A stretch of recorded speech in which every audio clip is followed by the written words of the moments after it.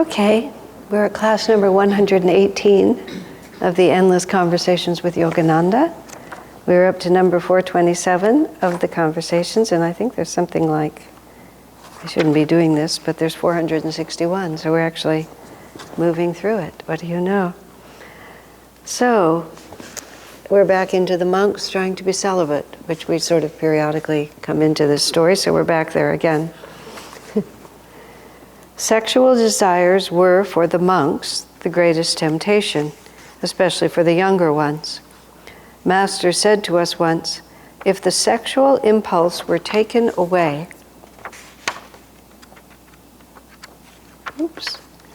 from you, if the sexual impulse were taken away from you, you would realize you had lost your greatest friend. I'm sure that most of the young men did not relate to that. You would lose all interest in life. Sex was given to you to make you strong. The more you give into it, the weaker you become. But when you master it, you'll find that you've become a lion of happiness.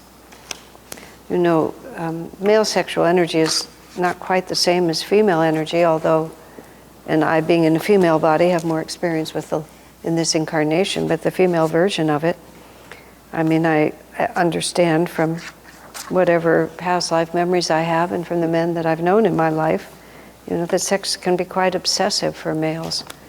I was very impressed with the conversation that I was hearing just on a video that someone sent to me by Sadhguru, who's that Indian man who's teaching now. And he does a lot of, he talks a lot to young people. He's doing a very big work with college students. He does forums and so on. And so there was some forum in India in which people were asking him questions. And India being in a real transition stage, it's almost like you have different races incarnating there at the same time right now. I mean, you have sort of the whole traditional Indian culture, and then you have the next generation, especially people in their 20s and 30s. I've traveled in India a lot. I've never lived there. But I have I often have friends of two generations. I mean, I'll have real friendships with people who are 30, and then I'll have friendships with their parents. And I've been, this one particular saga that I really enjoyed. The woman works for a European company and built up a whole company for her European bosses in India, hired, I don't know how many, 100 or 150 bright young Indians in their 20s and 30s. Periodically, she takes her teams, maybe the company isn't that large, but periodically she takes her teams to Europe. And she knows when they're in Europe, they tend to follow the European way of life. And she knows there's this unspoken agreement that when they come back to India, nobody talks about what happened in Europe. And she was just talking to me about this, and I know some of the people she's talking about, not her exact employees, but I know that their standards have become quite Western in terms of relationships and so on. They're all not just waiting at home for their parents to organize a marriage for them. Because they're going off to college, they're coming to America, they're doing all kinds of things. But what I was amused about was her belief that her own children were going to follow the exact standards that she was raised with. And when I sort of teased her about it a little bit, and her children were a little younger, and I had no first-hand knowledge, which I was really glad that I didn't. But I could look at her children, and I could see that it wasn't going to be as certain as she thought it was.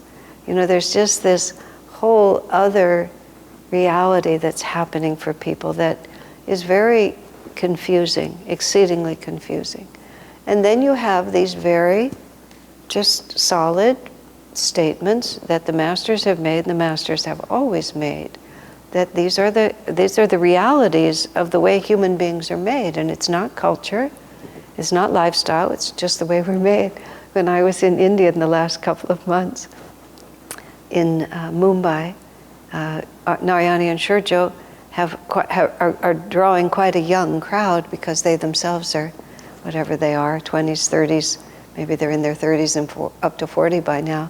But they're drawing that generation, the the next generation that is, or what I was starting to say, like two different races being born.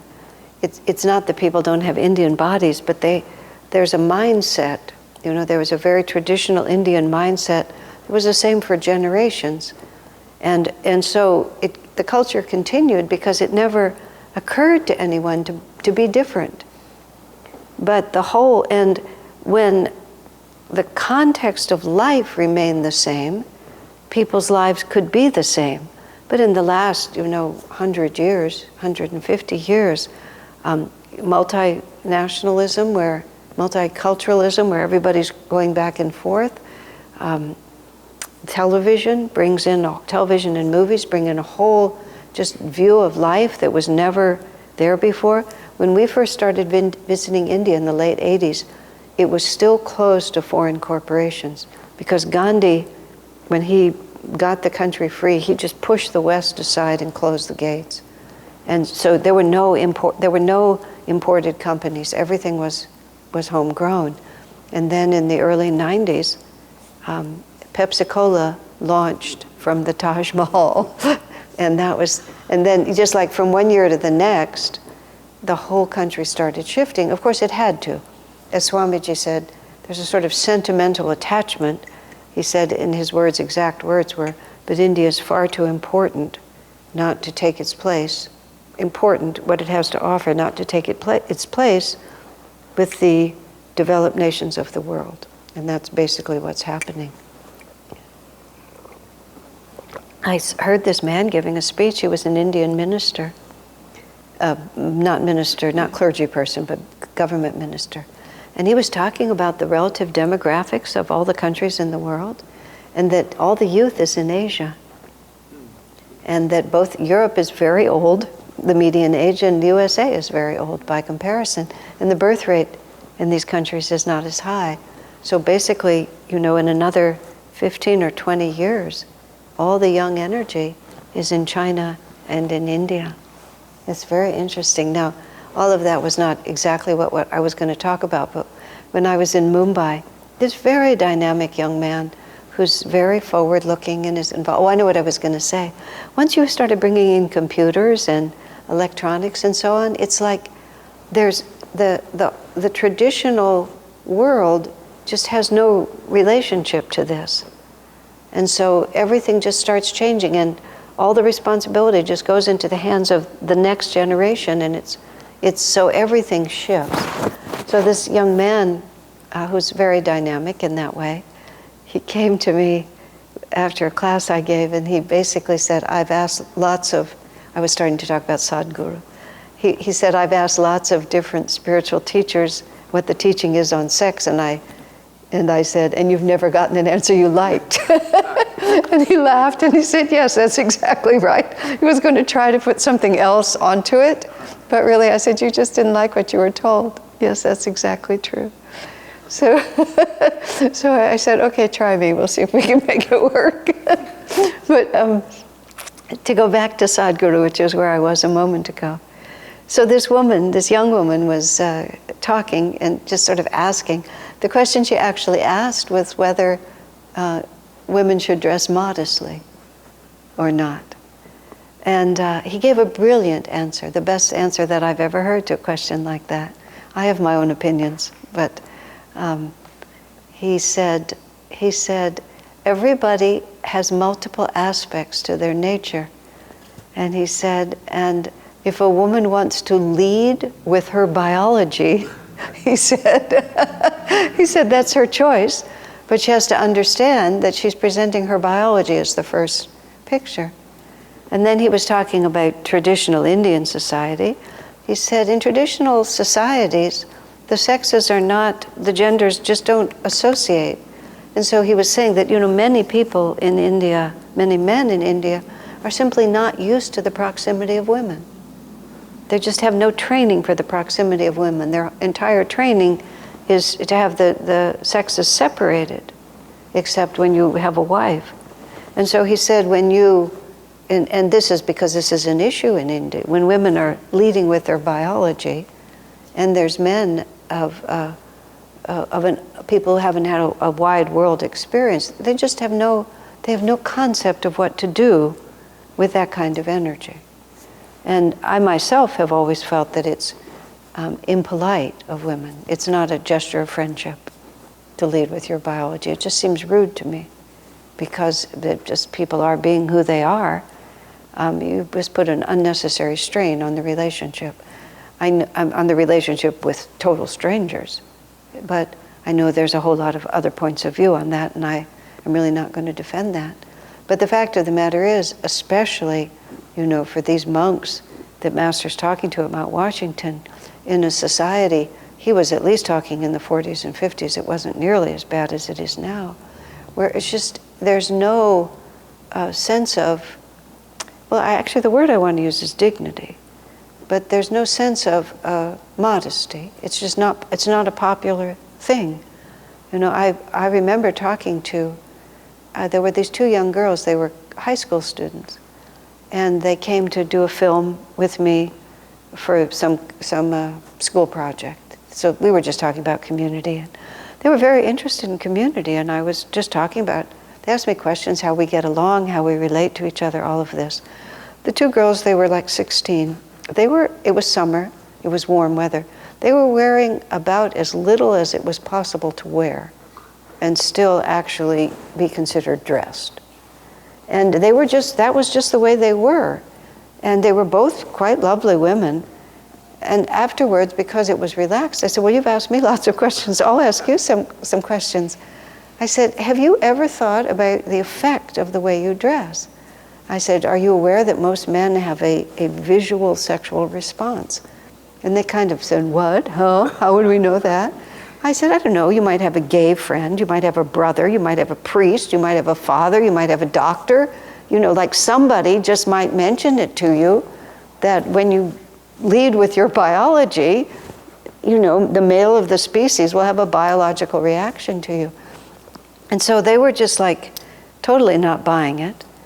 Then they came on with, it's his problem. I said, well, if you had a friend who was an alcoholic, would you just sit around with an open glass of scotch in your hand all the time? I mean, you would have some sense that, we should relate to each other with some regard for each other's inclinations. Absolutely, I absolutely had no effect. They were only 16. I'm hoping that, some piece of their mind will remember it. I said, I'm not, and I'm not. I said, I'm not a prude. I'm not really giving you a moral standard. It's just that, do you want to have every man on the street be thinking about you in that way? It's like, it's one thing if you're interested in someone, it's quite another if you're just on the bus somewhere and all the guys have to look out the window, trying not to notice that you're sitting there. But it just totally never, so when, in that context, when you drop something like celibacy into the middle of the picture, it's a tough age. It's a tough age for anyone to be able to live that way. And because the moral standards are down, many people don't have to. But nonetheless, whether you're a monk or whether you're a single person or whether you're in a partnership, then you're trying to have some restraint in your relationship. It's very, very hard. But there is a fact. It's sexuality. The way Master has described it in other places, it's the first delusion in the sense it's such a compelling thought that I will find satisfaction and happiness outside myself, that everything else follows from it. And we don't really necessarily think about that. I don't have a clear, deep understanding of what Master is saying. But I've heard him say it so many times and saying it so strongly. Swamiji himself said, how did he put it? Well, he said it's going to be several generations before we sort this all out. Because he said people are not trained. Nobody has any idea what to do with their sexual energy. It used to be repressed, or marriages were arranged really young, or the culture was really controlled, or you were just totally repressed and just kind of crazy, and then all kinds of weird aberrations took place. But just a really sort of healthy, balanced understanding of what sexual energy is and how we can work with it. Swami was saying we have to start training children. We have to talk to people before it's an issue. And Swami remarked once, he said, I wish it were possible for people to have calm, easy conversations about this subject. He was talking about Yogananda in the 60s, 70s, 80s, 90s. He said, he described it, he said, sex is a physical compulsion. He said, like being hungry, like needing to sleep, like putting on a sweater when you're cold. It's something that your body compels you to do. It just compels you with so much force that it takes on a quality that is outside, what just being hungry for lunch is about. He said, but we need to come to an age where we can just talk about this, where we can actually work with the energies in our body. We don't do that. We don't train children to do it. We train them to do sports. That's as close as we come, but we don't really teach people about their bodies. We don't teach health in a real dynamic way. We don't teach breathing. We don't teach yoga. And we don't teach sexuality. It's just held up, especially in our culture now, is just sort of the be-all and end-all of all experience. And what unfortunately happens to people is that it isn't. And so then they become even more confused, because it's not that it's nothing, and it's not that it's bad. It just simply is what it is. It's not either more nor less than what it is, but because it's so confused, people can't come into right relationship with it. But Master has this statement, if you didn't have a sexual impulse, you would realize you had lost your greatest friend. And presumably, and this to me is I don't really have a good understanding of what this is about. But sexual energy is the second chakra. It's the creative impulse. It's looking for inspiration. It's looking for new experiences. It's looking for depth. It's looking for connection with the world. Swami's comment also about sexuality is, he said there's so many things that people do that are actually genuinely bad. They're treacherous, they're unkind, they're dishonest, all these different things. He said almost always sexuality is a desire for connection, or just an uncontrolled impulse, but not a malicious one. There's many things that people do in the world that are malicious. Sometimes people are careless and cause harm and are selfish, and that crosses over into not such a good thing.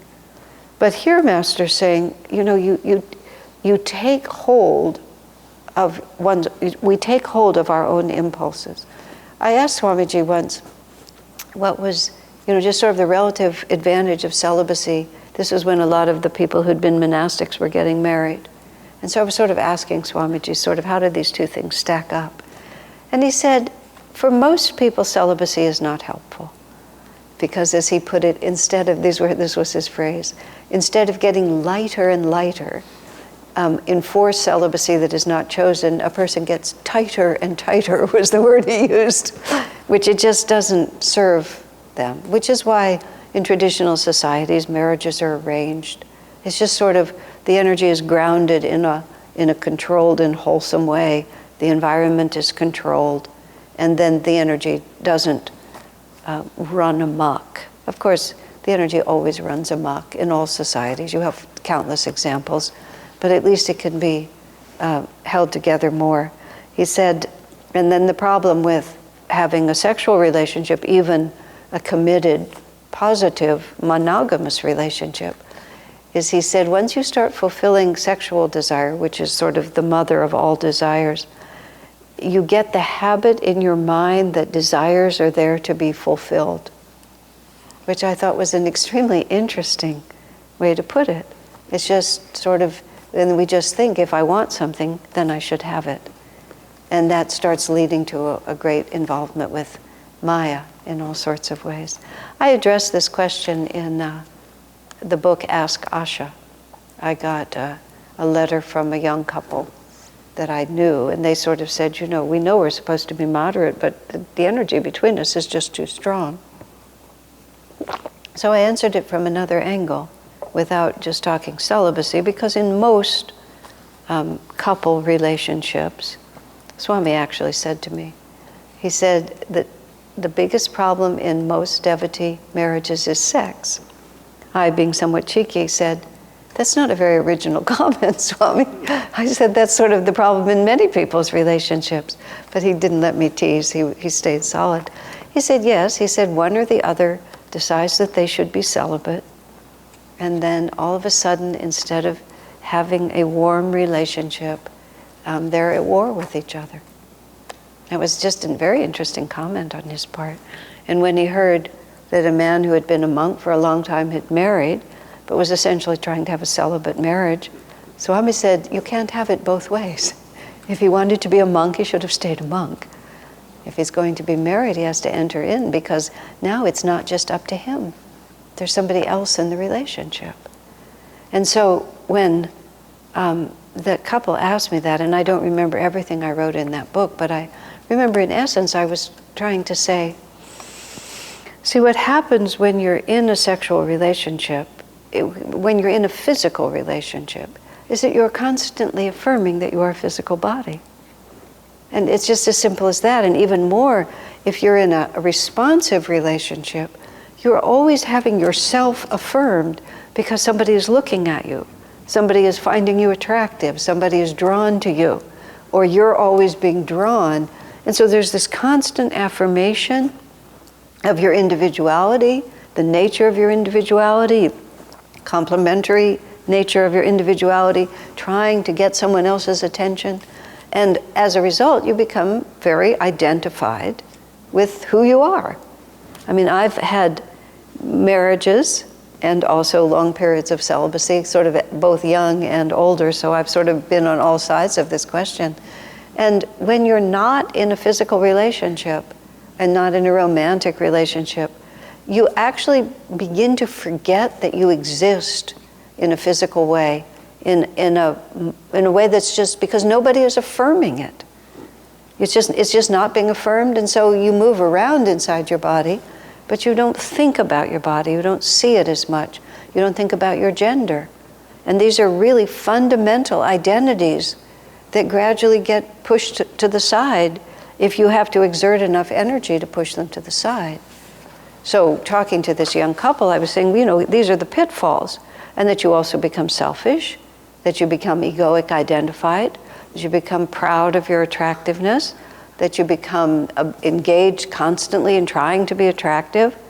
All of this has to be balanced, that you become selfish in your desires and what you want and when you want it.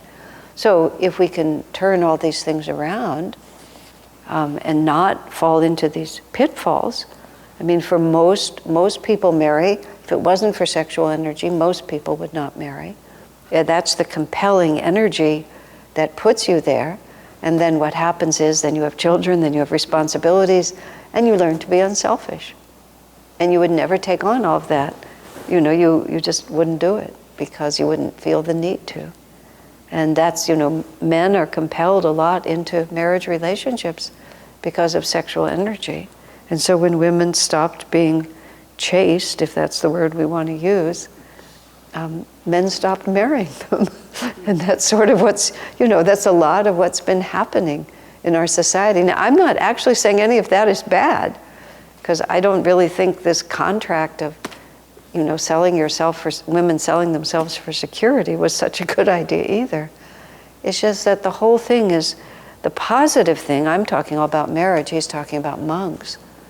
But the positive thing about all of this is that all relationships now have to be put on a basis of actuality, rather than tradition, fear, anything like that. We have this equality that we're working with. So in all contexts, sooner or later, all physical compulsions have to be overcome. And Master talks here in a couple of places a little bit later about food as a good place to start. But all physical compulsions have to be overcome. The more powerful the compulsion, the greater the energy required to overcome it, and then the greater the self-mastery and the victory. That's why he says here, the more you give in to sex, the weaker you become, but when you master it, you'll find that you've become a lion of happiness. Because when you have really mastered that impulse and not merely aged out of it, which is something else entirely, because sometimes the the inner longing is there even if the physical system has quieted down. That one hasn't really overcome it, one has simply outlasted it, which is quite different, which, always concerns me about being young again, because I love being older. It's much more relaxed. But, now let me just, that there was another thought there.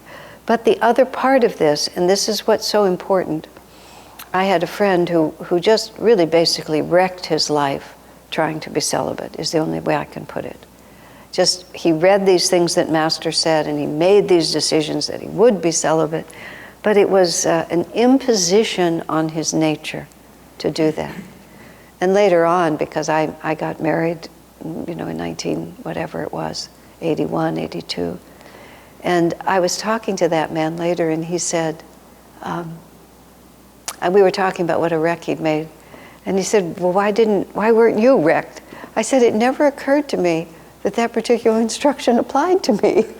It just never crossed my mind that particular discipline was at the top of my list.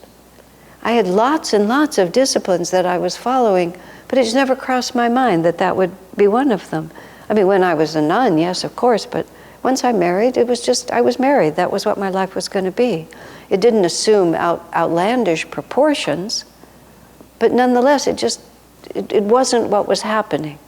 So when Master says and speaks as unequivocally as he does and promises us, that we will be a lion of happiness if we can master this, we have to also apply the art of spiritual life. And the art is, I can't do everything at once, and I have to do that which comes spontaneously from me, rather than that which I just pick out of the air.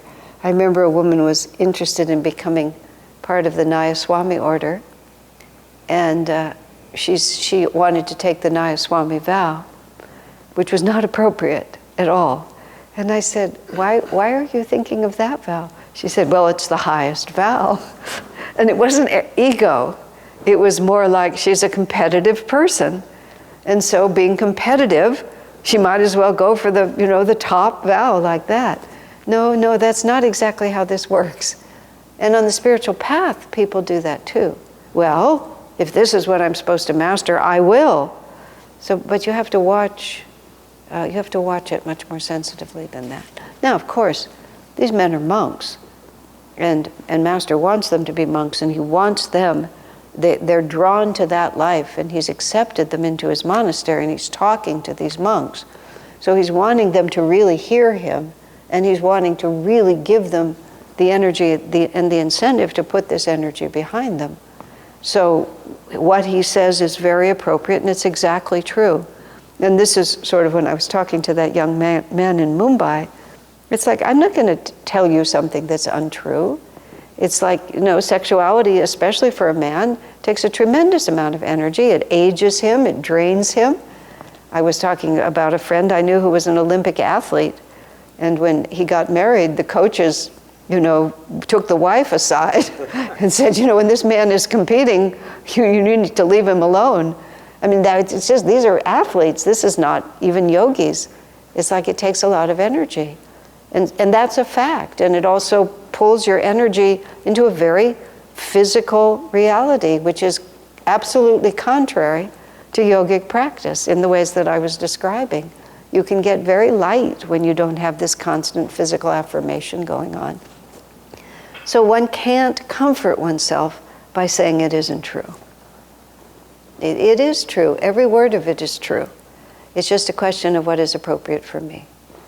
What is my actual next step? As my seed becomes an apple tree, what stage am I in? Because if we try to push the envelope too hard, it breaks. And then you lose more than you gain. So having said all that, it's a very important teaching, and it's just, we're just not there yet, I think, in our age. Women are so, I happen to be one, so I can sort of speak about these things. Swami Kriyananda said to Nirmala once, a lady in our community, he saw a dress in the window, and he said to Nirmala, if you were a woman, would you wear that dress? And Nirmala said, well, sir, as it happens, I am a woman. And she said, but no, I wouldn't wear that dress. But it's sort of like being a female, and I understand and I respect that. I just watched a very interesting Ken Burns documentary on women getting the vote. And, so I just sort of have a little historical sense of where women have come from and what we're working with. But I think there's a lot of errors happening right now that are coarsening the relationships between men and women. And I'm sorry to see that, and I don't think it's making anyone happy. It's not kind, is actually what it comes down to. It's just not kind. We should take each other's realities into account and not just think only of ourselves. It's very, very selfish. However, we're in a necessary balance. It's just like everything is being pushed too far so that it can come back to balance. Women have been oppressed for a very long time, and so now they're just fighting back.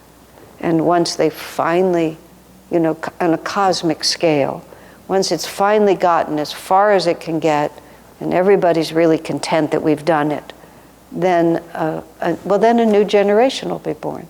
Because these are not really things that are determined by the human ego, they're determined by divine law. And what is needed is the feminine, but what is needed is the feminine, not women who are so masculine. The yin-yang balance is required. And it doesn't really matter what gender your body is. The yin-yang balance is where happiness comes from. And we just all have to come into right relationship with this. So, any comments or thoughts or questions about any of that? Okay, number 428. This is a completely other subject because these are just random. Do not seek honor. This is a quote from Master. Master says, do not seek honor in God's work. Whoever seeks it will receive dishonor. If what you seek, however, is not honor, but the glory of God, you will receive from His own hands His infinite blessedness. This particular little explanation is something that's very dear to my heart. Many of us, and again, this is something that it's a very personal thing, but many of us are called strongly to serve, that seva is a real part of our sadhana. Certainly for me, it's just who I am. I'm very active and I like to serve. I've always enjoyed serving. I'm always surprised when I meet people, and I have met them, who are on the spiritual path, who don't understand service. They're here to realize God, so they want to meditate, they want to chant, but they don't understand why they should get so involved in helping other people. I can't really take people across that because it's very instinctive to me. And in Patanjali's Yoga Sutras, Swami's commentary, it says, loving selfless service to others is the best way to overcome the ego. It's just an unequivocal statement like that. Sensitive, loving service to others. But some of us, and I count myself among it, also feel a great responsibility for Master's work. And I came to this early on the spiritual path, but it wasn't, that part of it took me a little more time. I moved to Ananda Village in 1971 to be with Swami Kriyananda, and I was there to learn from him because I knew he could teach me like no one else could. And I attached myself to him, and he responded, and so I became part of his world very early. I began to work as his secretary. I saw him often.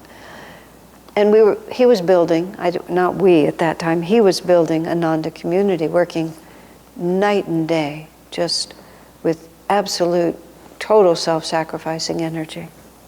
And I held myself aloof from that project because I was there to learn from Swami. And I was there just sort of with this one-pointed idea. And he was busy building the community, but I just didn't see what it had to do with me. And in fact, I'd sort of had this Vedanta attitude that you just don't get that involved in the world. And then I remember driving through the community, and he must have been driving. He often drove his own car at that point, or Seva was driving. I was in the back seat. We were driving through Ananda, and I was just looking out the window, and I saw the barn was here, and the little, there were some cows over here, and there was a little cottage up here, and a couple of little houses. I mean, everything had just been, just chiseled out of the bare earth with so much. It took so much energy for every little thing to manifest. We had so little money, and the whole enterprise was so, we were just pulling it down from the causal. It was really not obvious. And Swamiji was working so hard to make it all work. And I suddenly realized that I was just taking from Swamiji. And I was giving back because I was helping him write his letters and I was cooking. But I wasn't helping him with what mattered to him. He had this commission from Master to make this community. And I was defining my friendship according to what he could give to me. And I just wasn't helping. And I realized, if I have a friend and I'm working on something that's really important and my friend just sits there and drinks tea and lets me work, it doesn't feel like much of a relationship. And so it first crossed my mind that I wasn't being a very good friend. And later on, reading in Master's writings about the various kinds of love, and Master says that friendship is the highest form of love. He said you would think that mother love would be the highest form because it's so self-sacrificing.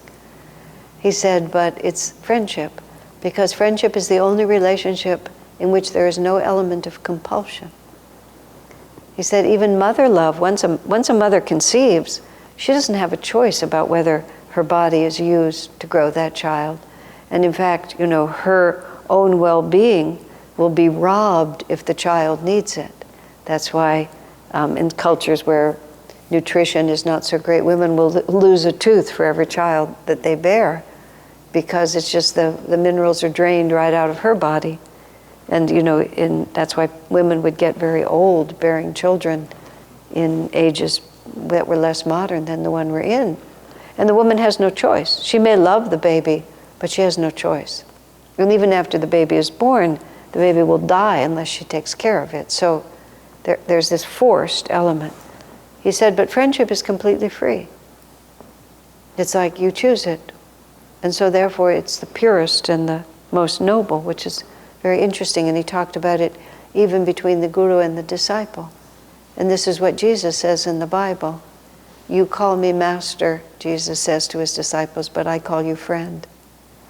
And then he says the servant takes care of his master, but the cause of the master is never his own. Whereas a friend, your cause is my cause. So I realized that I wasn't being a friend to Swami, that he was a perfect friend to me and I was not a friend to him. So my first inclination was that I needed to do it for him. The same way as I was doing everything else for him, I needed to care about Ananda and care about what Swami cared about. But then as time passed, I really began to feel in myself, I really began to realize that I was born for this. That was just the only way. Why else was I born? I started asking myself, why else was I born? I could say, I was born for my own self-realization. But I don't know. It's never seemed like enough to me. I'd like to get away from this ocean of suffering. But the impulse to help others is stronger. And the impulse to help Master and to help Swamiji, because they gave their lives for it and they've given my life to me. So how do we pay back? How do you actually give back to the Guru? How do I give back to Swamiji? Well, it's obvious what was important to them. And so there's a strong desire in me, has always been, to help that project. And so what this has translated into, and this is what he's talking about, is to be very ambitious. I'm not passive in my service. I've always been creative and entrepreneurial and initiating. Instead of just doing the least that can be done, let's do the most that can be done. And what more can we do? It's very, very touching at the end of the book Light Bearer, which I just published about Swami's life. He goes to Medjugorje, where there had been appearances of Divine Mother since 1981. And Swami went there about 2010 or 2011, very close, maybe 2012, close to the end of his life. Now, wait, am I wrong? No, it might have been 29. It's not really important, but it was in the later years of his life. And he went there with Nandini and Miriam, just the two of them. So I think it was before 2010, because Narayani wasn't with them. And he spoke to one of the visionaries there, who is still having visions of Divine Mother every day, even now. I mean, after 30 years, every day, Mary appears to her. And Swami had a very deep connection with her. It's Viska, the woman named Viska. And Swami asked her to ask Mary, as Divine Mother, if there was anything more Swami could do to serve her. And Swamiji said, I've done everything I could think of to do, but could you ask her if there's something more that I could do? I mean, think about that. When you look at his life, how the music, the books, the incredible variety of things, the constant flow of ideas that he had, which Light Bearer chronicles, because he was extremely ambitious. Master told him you have a great work to do, and he didn't see that as to his honor. He saw that as a responsibility that had been given to him. And Swami has often said, almost none of the disciples, Master said to Swami, every man has disappointed me, and you mustn't disappoint me. And Swami thought about that. He said, they didn't disappoint him spiritually. I mean, Rajasi, Dr. Lewis, Oliver Black, but they disappointed Master, this is how Swami understood it, because they weren't ambitious for the work. That Master was there to establish this work for ages to come, and it needed male energy, whether it came from a man or a woman, to understand that there's work to be done here. It has to be done. So Swami was very, very ambitious. And I understand people have different temperaments. And I deeply understand that one person's Dharma is not another person's Dharma. It's just as simple as that.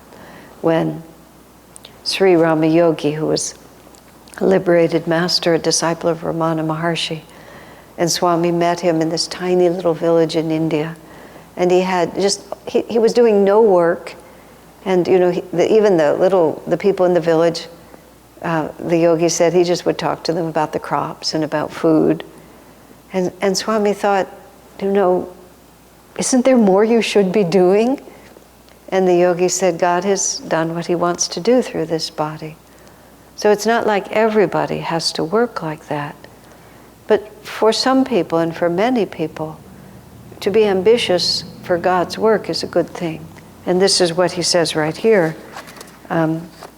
If what you seek, however, is not honor for yourself, but for the glory of God, you will receive from his own hands his infinite blessedness.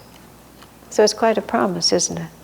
And I think it's something each of us has to think about, which is, what can I give? And once again, it's not like everybody's life looks the same. I have a very public life. I have certain abilities that God has been able to use, and I'm very pleased about that. But it doesn't make any difference what we do, or whether it even shows. It doesn't have to show. But if in our hearts every day The question is, what more can I do to serve you? That's where Swami's comment, asking Visca to ask Divine Mother, is there anything more I can do? And who knows, some people's bodies are stronger, some people have public talents. It's very important to understand it doesn't have anything to do with what it looks like. It has to do with what one is doing in one's heart. How can I glorify God by my actions? It's really a beautiful thought. Okay. Did she give him an answer? Pardon me? Did she give him an answer? Actually, Swamiji says, the question about Visca, Swami said he never heard from her, she never wrote to him, but he felt in his heart, he felt an answer. He felt like that either Visca or Divine Mother answered him in his heart. And the answer he got was love more. At that point in Swami's life, what more could he do? But just love more. So that it really is the answer. When Swami would write books, that's how he was loving more. Because that was how he expressed love. He had ideas, he had words, he wrote music, he started communities, but what he was doing was expressing love for Divine Mother, serving Divine Mother. That's what Mother Teresa of Calcutta said when she was asked by journalists about whether her method of serving the poor was really as efficient as other NGOs in India, non-government organizations, who are more efficient at serving the poor than she was. An idiotic question that got a really good response. She just looked at the reporter. I met her a number of times in India. She was a very blunt, absolutely no-nonsense person. She looked at the reporter and said, I'm not helping the poor. I'm doing what Jesus asked me to do. That was her world. I'm doing what Jesus asked me to do. Meaning, if he asked me to do something else, I would walk away from the poor and I'd never think twice about them. She was doing what Jesus wanted of her, period. And that's how she got into that work. She was on a train going to her monastery, and she heard Jesus tell her to serve the poor. So she got off the train and went and served the poor. And the day he told her not to do it anymore, she would stop, just as easily as she'd picked it up, as powerfully as she'd picked it up. So what Swami got from Divine Mother was love, which is all he had been doing. But at that stage of his life, it really turned powerfully into a sharing of blissful consciousness. That was how he changed very much from the beginning to the end. At the beginning, he was sharing it through all of these forms, ideas, teaching. At the end of his life, he was just sharing consciousness more than anything. So, well, let's take a little break now before we go on to the next one then. All right, number 429. This is just so sweet. James Collar was one of, the question was raised. Master actually said every male disciple but Rajasi has disappointed me. I don't think. Every male disciple. Except Rajasi has disappointed me. I mean, it's a strange statement that Master made. That's why Swami had to go to a lot of trouble to think, what did he really mean? Because of course Master wasn't walking around being displeased with all his disciples. That just wasn't valid. But Swami himself said, it's obvious if you look at it, it's just that Swami understood the mission. And other people understood the teachings, understood discipleship and Kriya and self-realization. But Swami was born for the mission. And it's also you're born for it. Swami himself said that. He said it's not something, he remarked on that once. He said you can't train it into people. People are just born for it. They have a sense of Master's mission, and it's just, I've come to feel that I'm one of those. It's self-evident if you look back at my life. He put me out in a public role quite early, and in fact, I was his secretary, and I actually thought I was going to spend the rest of my life just following him around with a pencil and a notepad. I was just pretty sure that I was starting young, and when I was an old woman, I would still be doing that. And then at a certain point, he told me that no, I wasn't going to actually do that, that he'd worked it out, and I think Keshava took over for me, if I'm not Keshava Betts, but Keshava Taylor. And Swami's, and it was just like, he said, what happened was, how did he start it? But he basically said, you wouldn't be satisfied if that's all you did with your life. I said, why don't we try it, and at the end we'll see. Because I really didn't like where the conversation was going. And he just said, no, it's just you have something else that you have to do. And of course, when I look back and I see, another way of saying it is that I wouldn't have grown in the same way, and therefore I wouldn't have felt that my life had challenged me in the way it needed to challenge me. But he said, you have to go and do something else. And I have this other destiny, but the realization of really being born for the mission is something that has just grown on me over the years. And without I'm not seeking honor in God's work. It's not that, when I say I was born for it, it doesn't mean that I was born for the recognition. It's just that this is what I want to do, is I want to make this available, and I want to do what I can do to make it available. And Swami himself said that he had just a powerful experience of really wanting everyone in the world to know about this teaching and feeling it so deeply. And he said it was right after Swami had that experience that Master said to him, you have a great work to do. And Swamiji himself said it wasn't that Master was imposing it on him, it was that Master recognized who Swami was and guided him in the direction of his own energy. And that's exactly what Swami saw in me, even though I didn't see it in myself until many, many years later.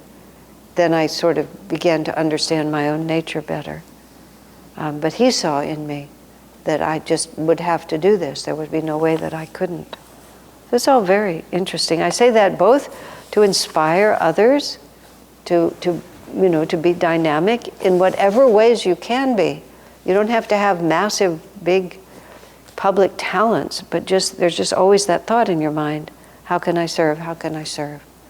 How can I help? How can I bring people to Master? When Tushti, who many of you know, Surendra's wife who died a few years ago, it was very interesting to be with her. I oddly enough, if I'm in a formal situation, I'll talk about Master all the time. But I don't really tend to bring it up with strangers.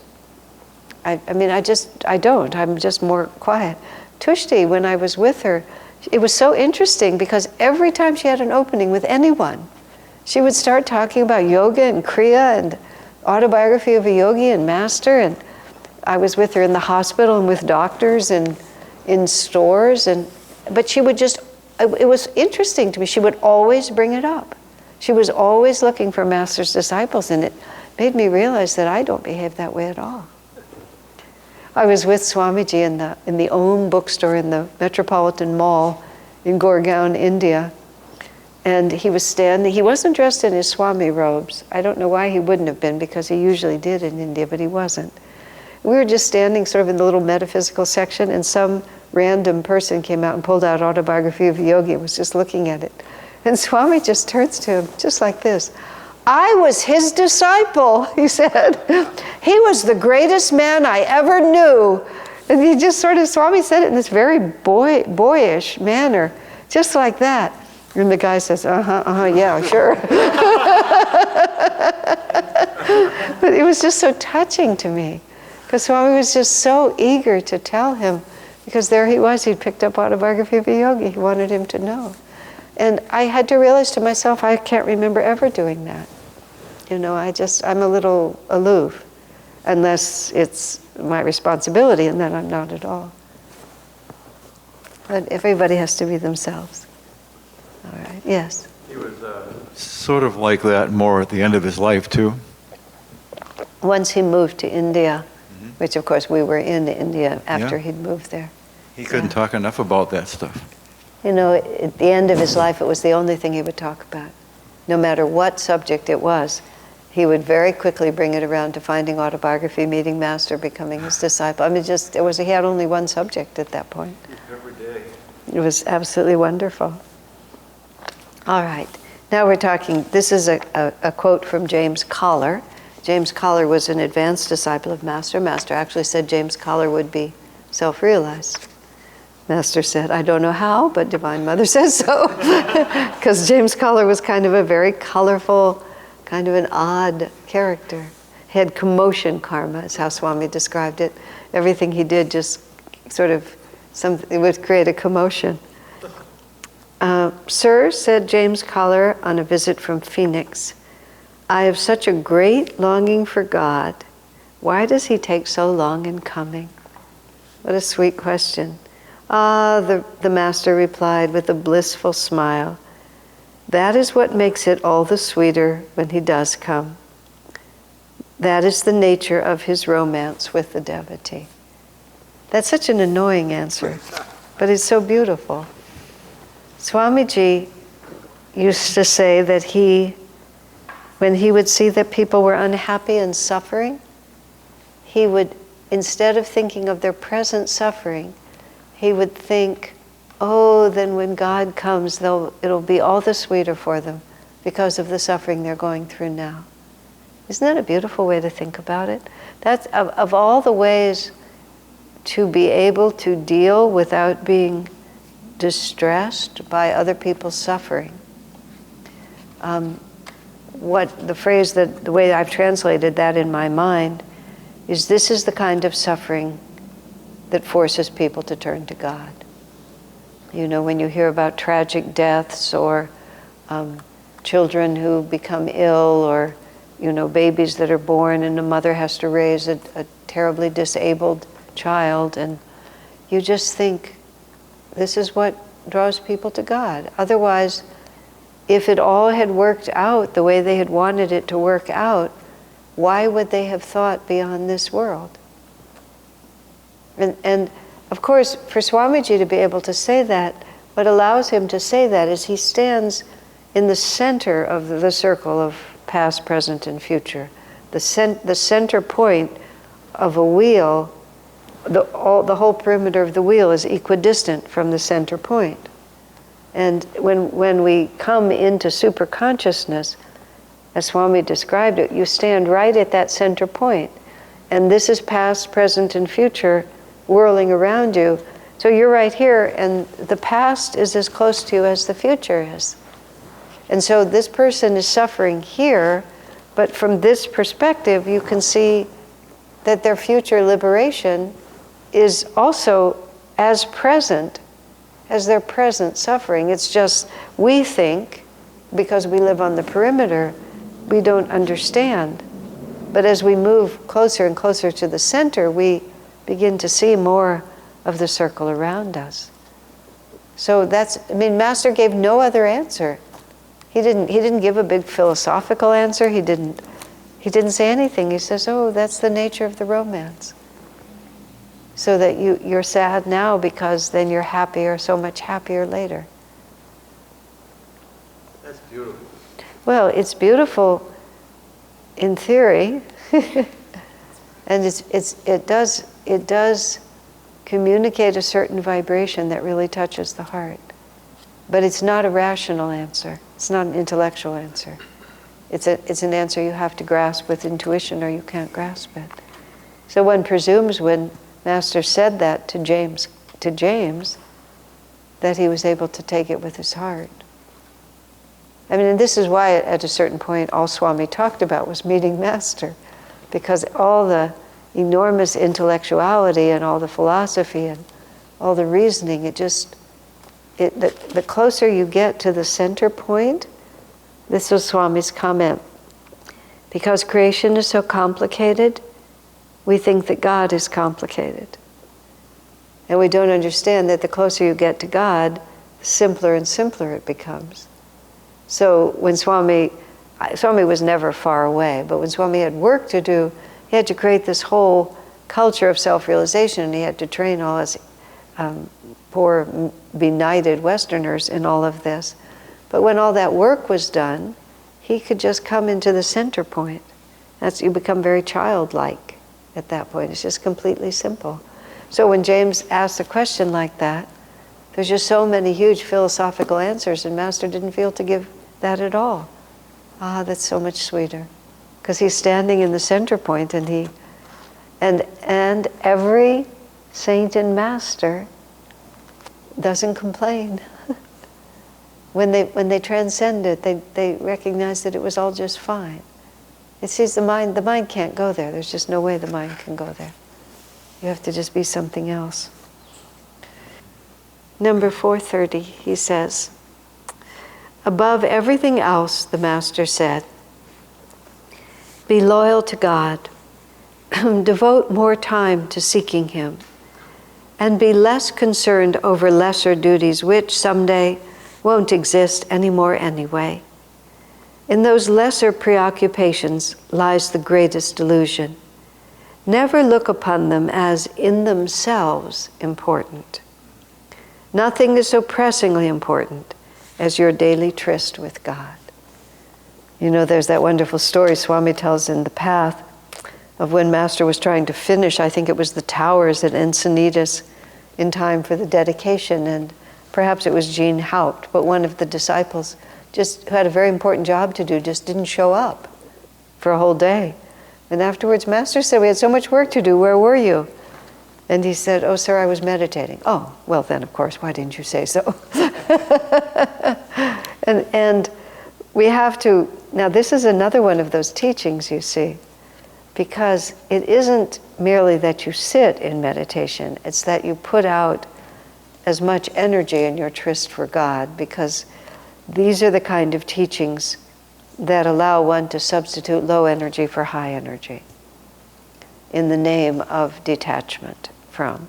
I remember when somebody came to Swamiji with a quote from Master, this was in the early years of Ananda, where we followed what we still follow, which is what I call kamikaze karma yoga, where you just give yourself over to it without any restraint. And they brought to Swamiji some quote from Master, and it said, you know, meditate in the morning, meditate in the night, do 3 or 4 hours of God reminding work, you know, basically between your meditation periods. Swami looked at it and he said, oh, that's not for now, that's for a higher age. And he just closed the book and he wouldn't even hear of it.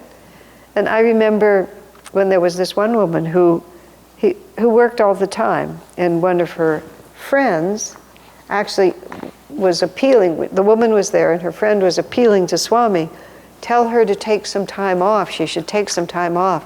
And Swami turned not to the woman who was appealing and said, I know what's good for her, just like that. Because what was true was, if this woman wasn't actively serving, she did not rise spiritually. She actually got into moods and her energy went low.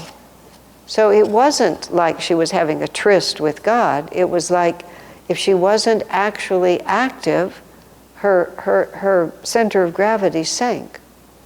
And having watched her for years, gradually, she basically burned out a lot of that karma, and her center of gravity got higher so that she could work a little less and either stay at the same point of inspiration or rise above it. So it isn't just a question of what you're doing outwardly. And this is where, again, people get fundamentalist about the scripture. And they sort of think, well, this is what I'm supposed to do. I remember there was this man who moved from here to the village, and he got to the village and he was telling me what his program was and how much he was fasting and what he was doing this and doing that. I said to him, why don't you just kind of like get with the program up there? Instead of like having your own like reality, why don't you like see what's going on there and see if you can fit into it? Because he wasn't really following Master's advice. He was just egoically deciding who he was supposed to be, and it was not an actual spontaneous expression of his own natural next step. And so this is the balance point. But of course, when you hear these things, these are the ways that we keep ourselves centered. But he also says, never look upon them as in themselves important. And his key is like that. It's not that the service is not important to us.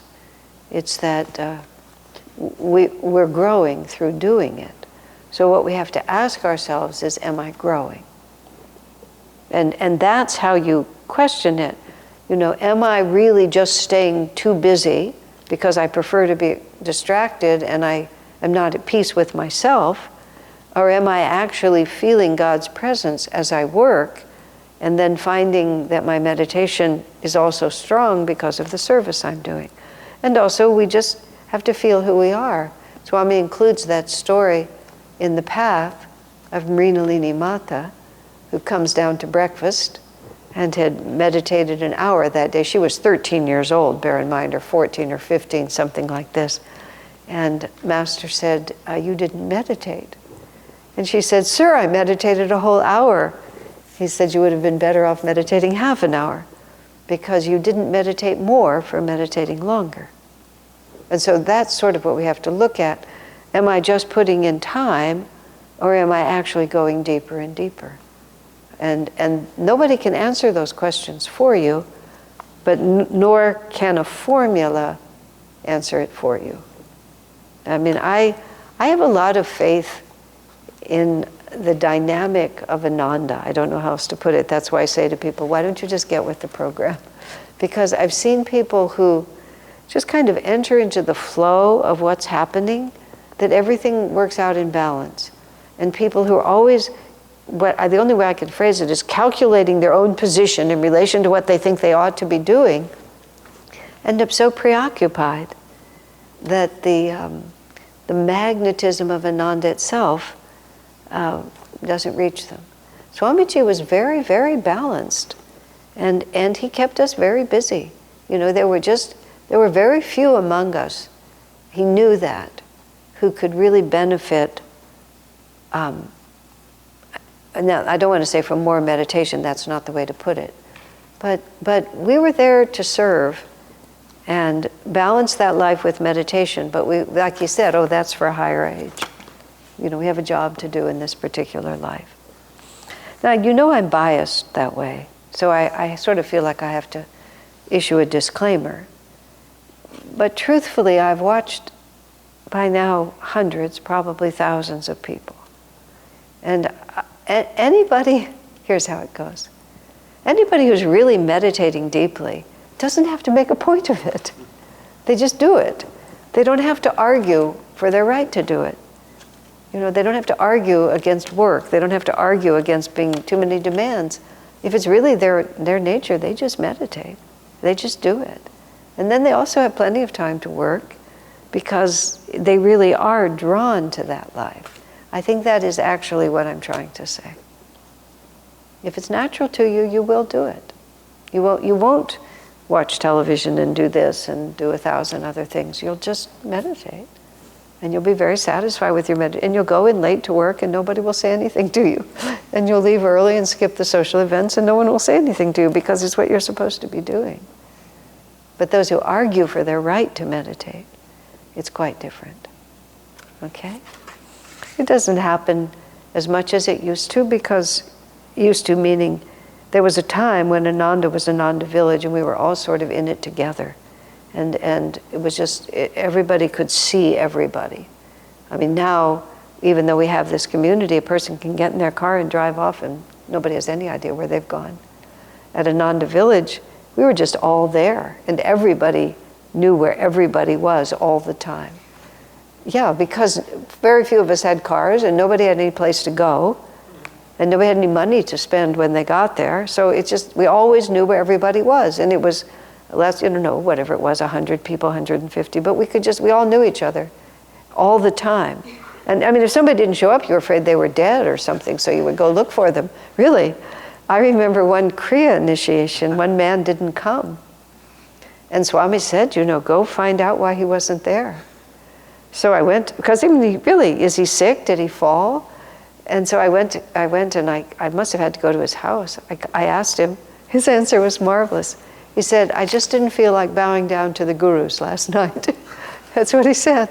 So I went and told Swami, and Swami said, I can understand that. But it was like a huge thing. Where could he possibly be? Even to miss Sunday service, where could he be? Where would you be if you weren't there? So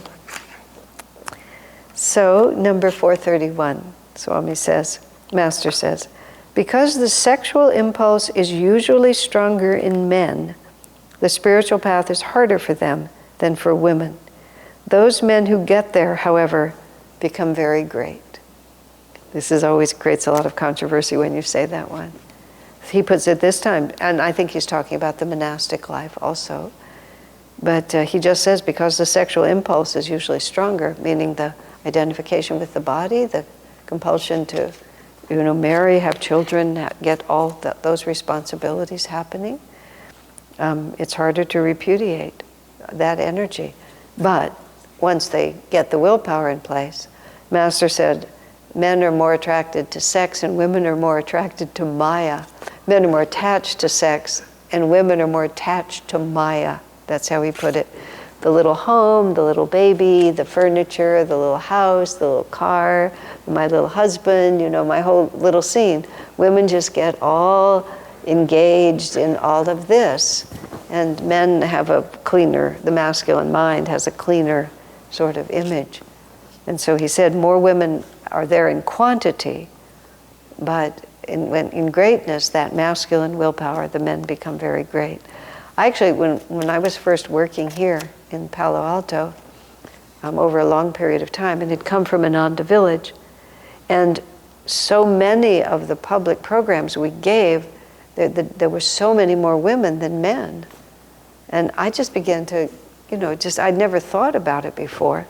So I actually got out the list of membership. I got the list of membership from our church and from Ananda village, and I think maybe I had one or two other lists. It was very interesting because it was almost evenly men and women when you actually got past the outer ring. And Ananda village was almost 50-50, just straight down. The outer ring had more women in it, but more men really stuck with it and got deeper. A higher percentage of them, you would say. Lots of women came and went because it's just sort of the spiritual path is a little natural to them.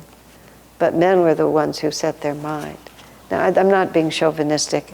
It's just the way, but it's an interesting statement Master makes. So women get lost in little things, and they don't want to sacrifice.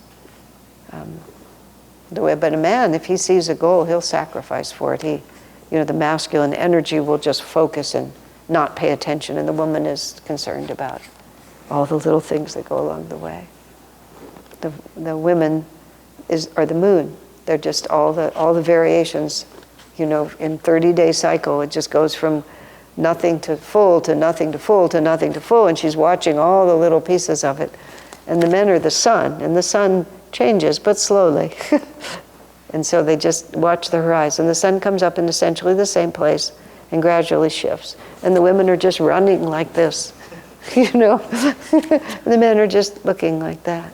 I mean, together you have the yin-yang, but you can see how very different it becomes. Yes? Of course, there are individual exceptions on either side. Of course. We're talking about masculine and feminine characteristics, but everyone is yin-yang, perfect in the end. I will merge within myself the opposites of duality. That's the Nayaswami vow. Yeah. Merge. Yes, merge is the word. Merge within myself the opposites of duality. I will never take a partner. I will merge within myself. I am complete in myself, and within myself will merge the opposites of duality. Become whole. Right, the yin-yang. I like yin-yang because nobody reacts to it. When you say male and female, and when you say men and women, you get all this reactive energy. If you just say yin-yang, many people can't remember which is which, and they don't think to react about it because there's just no sort of chauvinism in one side or the other. But that's all we're talking about. Yeah, I mean, I learned over many years to always speak about yin-yang because I just got too much grief if I didn't. All right, my friends, I think that's it. So we have covered 427 through 431. Thank you.